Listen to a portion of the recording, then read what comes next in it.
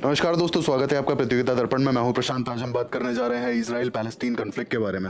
हाल ही में आपने न्यूज़ देखी होगी कि इजराइल के ऊपर गाजा स्ट्रिप से बहुत बड़ा अटैक होता है। 5,000 से भी ज़्यादा मिसाइल्स दागी जाती हैं।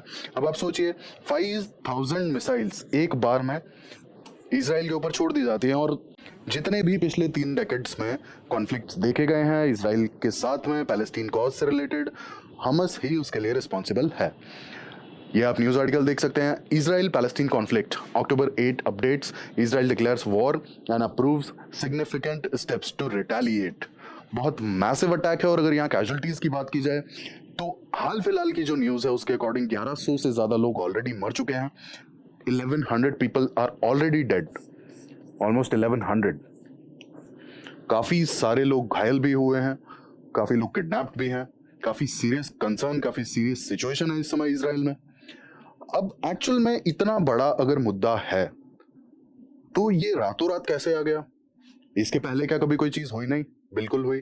2014-15 में भी कुछ ऐसा ही हुआ था, जब 50 दिन तक वॉर चली थी। और 50 दिन की वॉर में भी 4,000 से ज्यादा मिसाइल्स हमास की तरफ से फायर किए गए थे।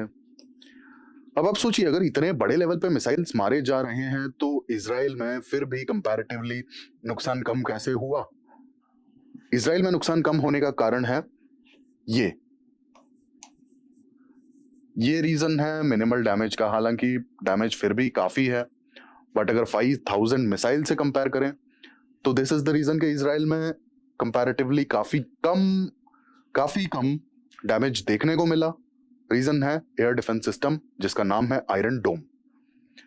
अब यहां पर आप एक चीज सोचेंगे कि आयरन डोम एक्चुअल में अगर एयर डिफेंस सिस्टम है तो मिसाइल के हमले बेसिकली कैसे पॉसिबल हो पाए और कैसे मिसाइल्स जो हैं इतने सारे सेटलमेंट पे अटैक कर पाई? इसका रीजन मैं आपको बता दूं कि ये जो 5,000 मिसाइल्स एक्चुअल में 5,000 मिसाइल्स जो छोड़ी गई थी, सुबह 6:30 बजे छोड़ी गई थी। दूसरा, विद इन 30 मिनट्स ये मिसाइल्स छोड़ दी गई थी सारी। एयर डिफेंस सिस्टम 99.9% तक सिक्योर हो सकता है, लेकिन जो 0.01% का थोड़ा सा इनसिक्योरिटी रहता है, जो अश्योरेंस की कमी है 0.01% की, वो 0.01% एक्चुअल में यहाँ पर जो हमें कैजुअलिटीज देखने को मिल रही हैं और जो अटैक्स देखने को मिल रहे हैं वो उस 0.01% के चलते हैं। बहुत कम मिसाइल्स ने स्ट्राइक किया है, लेकिन ठीक ठाक डैमेज हो पाया है। बट आप ये सोचिए, 5,000 मिसाइल्स भी फायर की गई थी। इसके अलावा और भी चीजें हैं, हम बहुत ज्यादा डिटेल में अभी बात नहीं करेंगे इस पे। उसके लिए हम एक अलग से वीडियो बनाएंगे कि इंटेलिजेंस फेलियर का कैसे केस है और क्या है। हाल फिलहाल हम इस कॉन्फ्लिक्ट के बैकग्राउंड की बात करने के लिए आज यहाँ पर हैं। अब हिस्टोरिकल बैकग्राउंड की बात की जाए तो इतना बड़ा कॉज है और इतने बड़े बड़े कॉन्फ्लिक्ट्स हो रहे हैं, तो ऑब्वियस सी बात है कि ये बहुत ही पुराना कॉन्फ्लिक्ट होगा, बहुत पहले का कॉन्फ्लिक्ट होगा। तभी इस लेवल का गुस्सा है कि सुबह 6:30 बजे by land, by air and by sea, तीनों तरफ से अटैक होता है।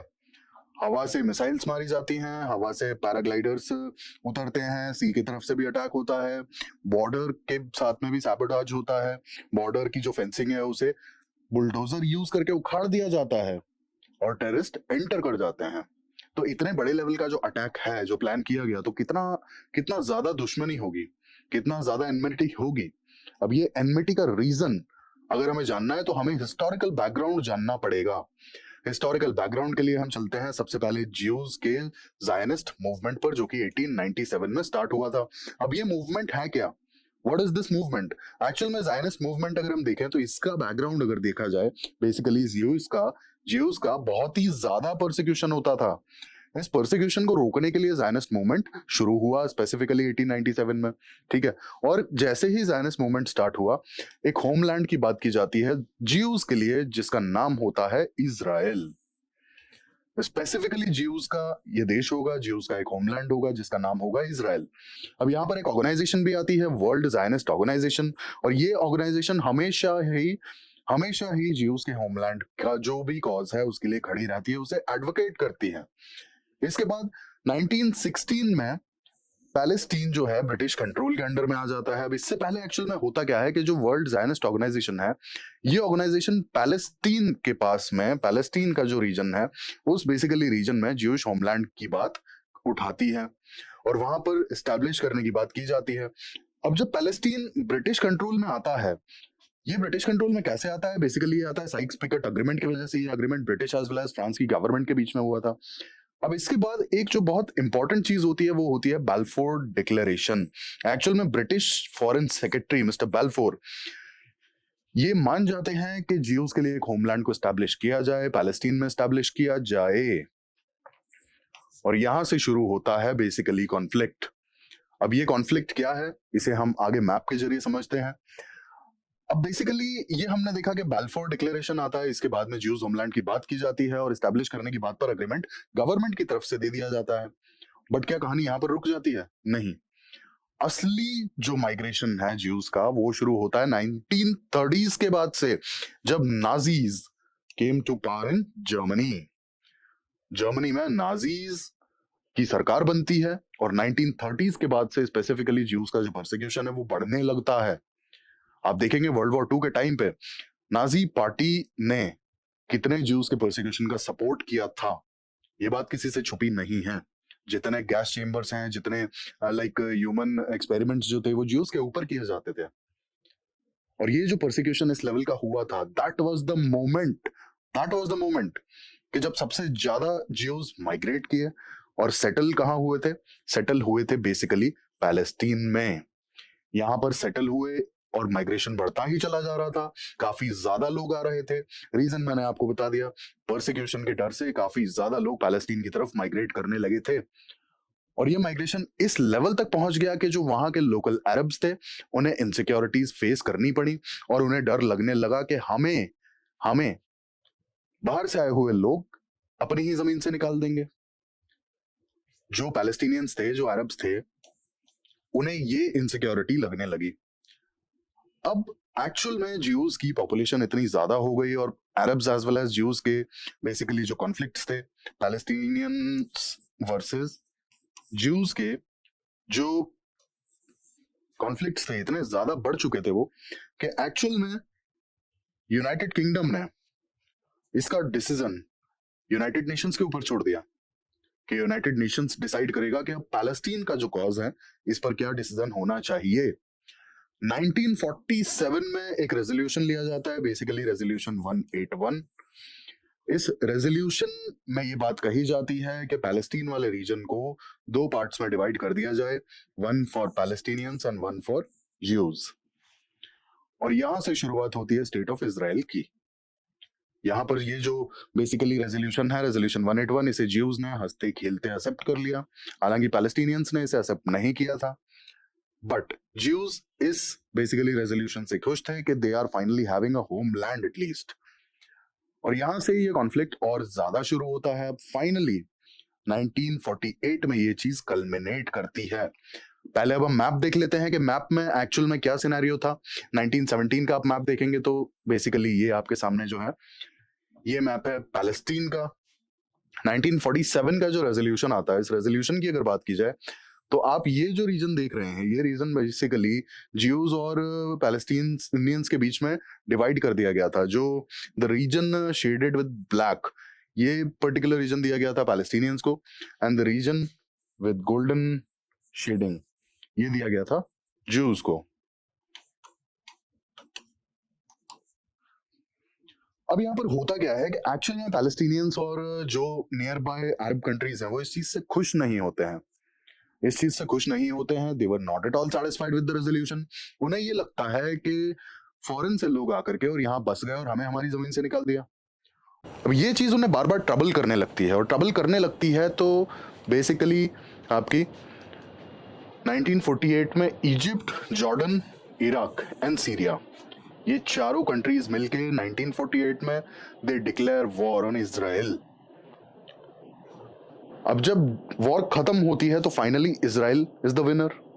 लेकिन और भी चीजें यहां पर देखने को मिलती हैं, और वो ये होता है कि एक्चुअली कुछ पैलेस्टीनियंस की टेरिटरीज पर ऑक्यूपेशन बढ़ जाती है। अब देखिए, ये यूनाइटेड नेशंस का जो 1947 का पार्टीशन प्लान है, रेजोल्यूशन 181, उसके अकॉर्डिंग ये मैप है।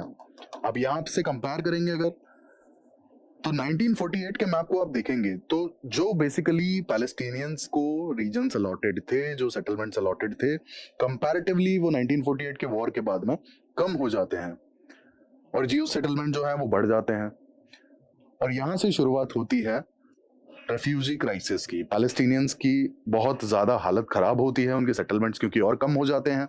और यहाँ पर एक कंसर्न वाली बात ये भी है कि गाजा स्ट्रिप में और इधर वेस्ट बैंक ये वाला रीजन है, ये दो जो रीजन्स हैं, गाजा स्ट्रिप को अगर हटा दिया जाए तो वेस्ट बैंक वाले रीजन में जियो सेटलमेंट आज भी अच्छी खासी तादाद में है। गाजा स्ट्रिप की बात की जाए तो गाजा स्ट्रिप में पैलेस्टीनियंस की पॉपुलेशन अच्छी खासी है, पैलेस्टीनियन सेटलमेंट्स अच्छे खासे हैं, बट वेस्ट बैंक ये वाला जो रीजन है वेस्ट बैंक, ये वाला रीजन है गाजा स्ट्रिप, बेसिकली ये दोनों पैलेस्टीनियंस के लिए है। और ये बात यूनाइटेड नेशंस का पार्टीशन प्लान भी कहता है। बट 1948 की जो वॉर होती है उसके बाद अगर आप कंपेयर करेंगे तो पैलेस्टीनियंस के बेसिकली जो सेटलमेंट है वो आपको थोड़े से कम दिखाई देंगे। यहाँ से रेफ्यूजी क्राइसिस शुरू होता है और यहीं से शुरुआत होती है काफी सारे टेररिस्ट ऑर्गेनाइजेशंस की भी। काफी सारे terrorist organisation do came into existence, आगे हम बात करेंगे। हमने जो स्टार्टिंग में बात की थी हमास की, हमास भी बेसिकली एक टेररिस्ट ऑर्गेनाइजेशन है जो पैलेस्टीनियन कॉज के लिए खड़ा होता है। हमास की शुरुआत हालांकि बाद में होती है, उसके पहले कुछ और भी आपके टेररिस्ट ऑर्गेनाइजेशंस आते हैं, हालांकि वो आज उतने एक्टिव नहीं है जितना एक्टिव हमास है। अब रेफ्यूजी क्राइसिस के बाद में एक बहुत इंपॉर्टेंट वॉर आती है, दैट इज 6 डे वॉर। 1967 में इजराइल की फिर से वॉर होती है इजिप्ट, सीरिया एंड जॉर्डन के साथ में। अब हमने एक चीज देखी थी कि 1948 की जो वॉर थी, जो कंट्रीज इन्वॉल्व थी, इन्होंने war, they were at war with Israel, और उसके बाद ही जो पैलेस्टीनियन सेटलमेंट्स हैं वो कॉन्ट्रैक्ट होते हुए हमें दिखे। अब यहाँ पर चीजें अलग हैं। जो 6 डे वॉर है बेसिकली, यहाँ पर 1967 की जो 6 डे वॉर है, यहाँ चीजें अलग हैं। रीजन बीइंग, जब वॉर खत्म हुई तो इजराइल जीता, तो साथ के साथ में जिन कंट्रीज के साथ में वॉर हुई थी उनकी कुछ टेरिटरी भी ऑक्यूपाई कर ली गई। एग्जाम्पल के लिए गोलन हाइट्स जो ऑक्यूपाई किया, कैप्चर किया सीरिया से, इसके बाद आता है वेस्ट बैंक एंड ईस्ट यरूशलेम जो ऑक्यूपाई किया गया जॉर्डन से, गाजा स्ट्रिप जो ऑक्यूपाई की गई इजिप्ट से। अब 1967 का जो वॉर है, इस वॉर के बाद से इस पर्टिकुलर रीजन में कभी शांति नहीं रही, और आप हमेशा देखेंगे कि जो टेररिस्ट ऑर्गेनाइजेशंस पैलेस्टीनियन कॉज के लिए खड़ी होती हैं वो हमेशा ज्यूज के साथ में लड़ती रहती हैं।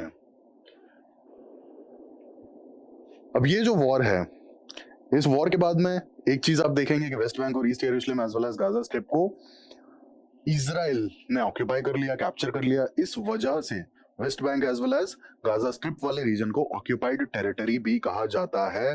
बट यहाँ पर पैलेस्टीनियंस के काफी ज्यादा सेटलमेंट्स हैं, काफी ज्यादा पैलेस्टीनियंस की पॉपुलेशन है। अब यहाँ पर ये जो ऑक्यूपाई किए गए रीजन्स, ये ऑक्यूपाई तो कर लिए गए लेकिन इजराइल ने इन्हें लौटाया नहीं। तो इसके बाद यूएन सिक्योरिटी काउंसिल का एक रेजोल्यूशन आता है। इस रेजोल्यूशन में ये कहा जाता है कि इजराइल इन कैप्चर्ड टेरिटरीज को उन कंट्रीज को वापस कर दे जिन कंट्रीज की ये टेरिटरीज हैं। बट इजराइल यहाँ पर ये टेरिटरीज वापस नहीं करता है।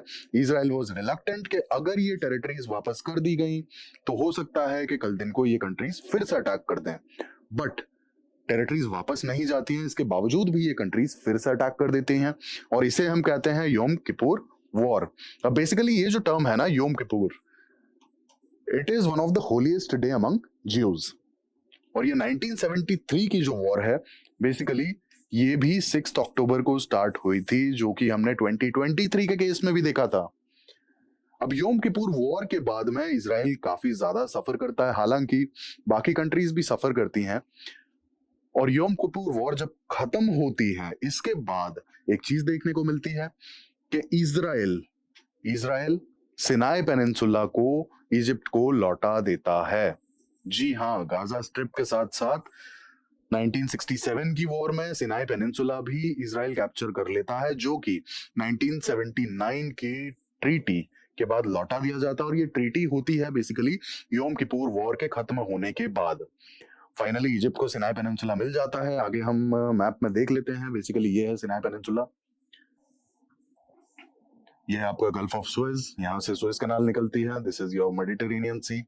तो ये सिनाई पेनिनसुला भी जो है ये बेसिकली इजिप्ट का पार्ट था, और 1967 की वॉर के बाद में इसे कैप्चर कर लिया था इजराइल ने। हालांकि 1979 में जो ट्रीटी होती है, इस ट्रीटी के बाद इजराइल इस पर्टिकुलर टेरिटरी को इजिप्ट को लौटा देता है। हालांकि हालांकि बाकी टेरिटरीज नहीं लौटाई जाती हैं। आज भी अगर हम देखेंगे तो कुछ टेरिटरीज, जैसे यहाँ हम देखते हैं बेसिकली कुछ टेरिटरीज, यहाँ कहीं पर गोलन हाइट्स है, यहाँ कहीं पर लेबनान की कुछ टेरिटरीज हैं जिन्हें लेबनान क्लेम करता आया है। ये आपका West Bank as well as यरूशलेम है, ये आपका Jordan, this is Gaza strip, और यहाँ कहीं पे सिनाई पेनिनसुला था जिसे वापस कर दिया गया था। अब यहाँ पर एक बहुत छोटी सी टेरिटरी है which is known as Sheba farms. Sheba farms basically Lebanon claim करता आया है, और इसीलिए हमने रिसेंट वॉर में ये चीज भी देखी थी कि एक टेररिस्ट ऑर्गेनाइजेशन बेसिकली हेजबुल्ला ने भी पार्टिसिपेट किया इस पर्टिकुलर वॉर में, और हमास के साथ साथ में हेजबुल्ला ने भी कुछ फायरिंग की है। हेजबुल्ला इज बेसिकली लेबनान के सदर्न पोर्शन में सिचुएटेड है, यहाँ पर से ये ऑपरेट करते हैं। हालांकि इनका काफ़ी बड़ा रोल है लेबनान में भी, बट सदर्न लेबनान में हेजबुल्ला जो टेररिस्ट ऑर्गेनाइजेशन है उनका काफ़ी अच्छा कंट्रोल है, काफ़ी ज़्यादा कंट्रोल है और काफ़ी ज़्यादा इन्फ्लुएंशियल है, और उसका रीज़न है बेसिकली शेबा फार्म्स। हालांकि बहुत छोटा सा एरिया है लेकिन इसके लिए भी काफ़ी ज़्यादा लड़ाई है। अब ये सारा जो इशू था, ये सारा इशू हमने देखा कि किस तरीके से जो टेरिटरीज ऑक्यूपाई की गई थी वो लौटाई नहीं गई। इसके बाद फाइनली 1979 में इजिप्ट को सिनाई पेनिनसुला लौटाया गया और बाकी टेरिटरीज नहीं लौटाई गई, जैसे गोलन हाइट्स है, गाजा स्ट्रिप है, वेस्ट बैंक एंड यरूशलेम as well as Sheba farms भी है।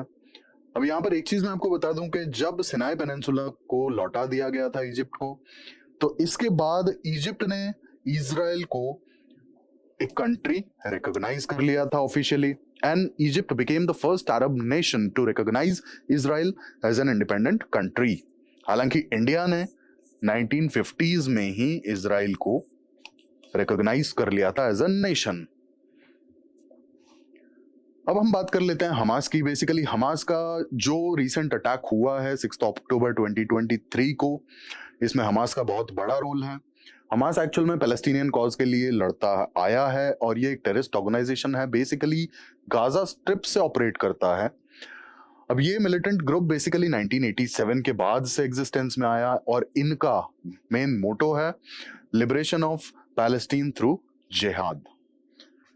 हमास इजराइल को एज अ नेशन मानता भी नहीं है, they do not recognise Israel as a country, और हमास को Iran as well as Syria जैसे कंट्रीज काफी ज्यादा सपोर्ट करते हैं। रिसेंटली हमने न्यूज में देखा भी था, जिस दिन इजराइल के ऊपर अटैक किया गया था ईरान में, बेसिकली उस दिन प्रेसिडेंट का मतलब सपोर्ट, ओपन सपोर्ट एक तरीके से आया था कि ये बहुत अच्छा किया गया और बहुत अच्छा स्टेप था, और कुछ इस तरीके का स्टेटमेंट उन्होंने दिया था। तो basically Iran as well as Syria जैसे कंट्रीज हमास को पूरा सपोर्ट करते हैं। अब जब हमने ये सारी चीजें देख ली तो यहाँ पे हमें दो चीजें समझ में आई कि जो कॉन्फ्लिक्ट शुरू हुआ basically it was about the land. Initially it was Palestine, फिर वहां पर ज्यूइश सेटलमेंट बढ़ते जाते हैं, ज्यूइश पॉपुलेशन बढ़ती जाती है, and finally it culminated in 1947। 1947 में यूनाइटेड नेशंस का रेजोल्यूशन 181 आता है जिसमें ये कहा जाता है कि ज्यूइश सेटलमेंट्स को अलग कर दिया जाए, पैलेस्टीनियन सेटलमेंट्स को अलग कर दिया जाए और ये दो कंट्री बना दिए जाएं। हालांकि 1948 में फिर एक वॉर होती है, वॉर के बाद ज्यूइश सेटलमेंट बढ़ जाती है और इजराइल की जो कैप्चर्ड टेरिटरीज हैं वो भी बढ़ जाती हैं। इसके बाद फिर से वॉर्स, 6 डे वॉर, इसके बाद यम किपुर वॉर, ये सारे वॉर्स के बाद में जो ज्यूइश सेटलमेंट्स हैं ये तो बढ़ती चली जाती हैं। बट आपने एक चीज देखी कि यहाँ पर पैलेस्टीनियन कॉज के लिए भी लोग खड़े होते हैं। हमास जो है, हमास बेसिकली एक टेररिस्ट ऑर्गेनाइजेशन है जो पैलेस्टीनियन कॉज के लिए खड़ा होता है। तो बेसिकली यहाँ पर Israel as well as Palestine की क्या ऐसी रिक्वायरमेंट्स हैं जो फुलफिल नहीं हो पा रही हैं और जिसकी वजह से आए दिन ये वॉर चलता रहता है, तो इस चीज पर नजर डालना बहुत ज्यादा जरूरी हो जाता है। अब इजरायलीज पैलेस्टीनियन चाहते हैं कि इजरायलीज जो है ये प्री 1967 बॉर्डर्स से विड्रॉ कर लें, यानी कि 1967 के बाद जो भी ऑक्यूपेंसी है इनकी, जैसा हमने देखा Golan Heights, West Bank, Gaza strip, ये सारी जो ऑक्यूपेंसी है यहां से इजराइल शुड विड्रॉ, इन्हें बैक ऑफ कर लेना चाहिए। एक इंडिपेंडेंट पैलेस्टीन स्टेट भी स्टैब्लिश करना चाहिए। जैसे गाजा की अगर बात की जाए तो गाजा में एक्चुअल में ये लोग चाहते हैं कि गाजा को रिकॉग्नाइज किया जाए और जो वहाँ गवर्नमेंट है उसे गवर्नमेंट ऑफ पैलेस्टीन का दर्जा दिया जाए। हालांकि वो ऑपरेट भी करते हैं। इसके बाद इजराइल को अपने सेटलमेंट्स का एक्सपेंशन रोकना होगा। जैसा कि हमने देखा था 47 से 48 वाले मैप में जो चेंजेस थे, basically demography as well as settlement के चेंजेस थे ये सारे। ज्यूइश सेटलमेंट बढ़ते चले जा रहे हैं, ज्यूइश पॉपुलेशन जो है पैलेस्टीन एरियाज में बढ़ती चली जा रही है। ये चीज पैलेस्टीन चाहता है कि इजराइल रोक दे और फर्दर किसी भी तरह का सेटलमेंट का एक्सपेंशन नहीं होना चाहिए। इसके अलावा पैलेस्टीन को चाहिए कि ईस्ट यरूशलेम को कैपिटल रिकॉग्नाइज किया जाएगा पैलेस्टाइन स्टेट का, यानी कि पैलेस्टाइन जो कंट्री होगी उसका कैपिटल होगा ईस्ट यरूशलेम। अब इजराइल का स्टैंस यहाँ पर क्या है? इजराइल का स्टैंस बेसिकली है कि यरूशलेम के ऊपर सोवरेनिटी चाहिए, इजराइल को एक ज्यूइश स्टेट रिकॉग्नाइज करना होगा, और जो भी पैलेस्टीनियन रेफ्यूजीज हैं ज्यूइश सेटलमेंट में, उन्हें पैलेस्टीन में ही जाना होगा, वो इजराइल में नहीं रह सकते। ये बेसिकली इजराइल की कुछ कंडीशंस हैं। अब यहाँ पर अगर आप देखेंगे तो ये इतना बड़ा मुद्दा है, इतने समय से चला आ रहा है, तो क्या यूनाइटेड नेशंस ने इसका कोई सोल्यूशन निकालने की कोशिश नहीं की होगी? रेजोल्यूशन 181 निकाला गया, उसे अडॉप्ट किया गया, हालांकि इसके बाद भी बात नहीं बन पाई। और जब बात नहीं बनी तो यहाँ पर एक थ्योरी सामने आई, जो थ्योरी थी टू स्टेट सोल्यूशन की। अब यहाँ पर टू स्टेट सोल्यूशन की बात ऐसी है कि Israel as well as Palestine independent country माने जाएं, उन्हें एस्टैब्लिश किया जाए, और यहाँ पर दो अलग कंट्री होंगी, दो अलग एथनिसिटी के लिए, यानी कि Jews as well as Palestinians. अब 1947 का जो पार्टीशन अग्रीमेंट था, बेसिकली 181 रेजोल्यूशन जो था, इसके बाद से हमने देखा कितनी वॉर्स हो चुकी हैं, आज भी हो रही हैं, कितना ज्यादा ब्लडबाथ देखने को मिला है। तो बेसिकली टू स्टेट सोल्यूशन की बात फिर से उठने लगी है। अब यहाँ पर टू स्टेट सोल्यूशन की बात क्यों उठती है, क्या जरूरी है? तो बेसिकली ये ब्लडबाथ और ये वॉर्स कब तक चलती रहेंगी? अब यहाँ पर मैं आपको एक चीज बता दूं कि ये जो ऑक्यूपाइड टेरिटरी की बात की जाती है, ये क्यों की जाती है? ये चीज आप देख सकते हैं, यहाँ पर गाजा पट्टी है और यहाँ पर ये कहीं आपका वेस्ट बैंक वाला रीजन है। अब आप 1948 के मैप में देखिए, गाजा रीजन बहुत छोटा हो जाता है, इसके अलावा वेस्ट बैंक वाला रीजन भी बहुत छोटा हो जाता है, और यहाँ पर कहीं है आपका यरूशलेम। ठीक है, दिस इज द रीजन कि पैलेस्टीनियंस जो हैं West Bank as well as Gaza को ऑक्यूपाइड टेरिटरी कहते हैं। रीजन बीइंग 1947 के रेजोल्यूशन के अकॉर्डिंग अगर आप देखेंगे तो एरिया यहाँ पर काफी कम हो जाता है, और काफी सारा एरिया इसमें ज्यूइश सेटलमेंट्स ने ऑक्यूपाई कर लिया है। दिस वाज द रीजन कि Gaza as well as West Bank को पैलेस्टीनियंस ऑक्यूपाइड टेरिटरी कहते हैं, क्योंकि ज्यूइश सेटलमेंट यहाँ पर एक्सपैंड करते करते आप खुद कंपेयर कर सकते हैं कितना एरिया यहाँ पर कम हो चुका है। कितना एरिया आप यहाँ पर देखिए और आप यहाँ देखिए, सिर्फ इतना सा गाजा है, जबकि 1947 का जो प्लान था, पार्टीशन प्लान, उसके अकॉर्डिंग इस एरिया को कितना होना चाहिए था। तो बेसिकली फाइट है इस चीज की कि अगर पैलेस्टाइन को एक इंडिपेंडेंट कंट्री डिक्लेयर किया जाएगा तो ये सारा जो रीजन है, जो 1947 का प्लान है, उसके अकॉर्डिंग टेरिटरी प्रोवाइड करनी होगी, उन्हें लैंड प्रोवाइड करना होगा, जबकि इजराइल इस चीज के लिए तैयार नहीं है। इजराइल का है कि जितना एरिया आपके पास है, जितने सेटलमेंट्स आपके पास है, आप वो रखिए और आप वहां अपनी कंट्री बना सकते हैं। तो कॉन्फ्लिक्ट बेसिकली यहाँ पर आता है। कॉन्फ्लिक्ट ये है कि जो सेटलमेंट्स 1947 के प्लान के अकॉर्डिंग पैलेस्टीनियंस को प्रोवाइड किए गए थे, वो उसकी बात करते हैं, और इजराइल कहता है कि जो प्रेजेंटली जो स्टेटस क्यो है, इस पर अगर बात करनी है तो करिए। तो basically it's all about occupation. और दूसरी बात, यहाँ पर जो सबसे इंपॉर्टेंट चीज आती है टू स्टेट थ्योरी में या टू स्टेट सोल्यूशन में, वो इशू क्या आता है? हमने स्टैंस की बात की थी।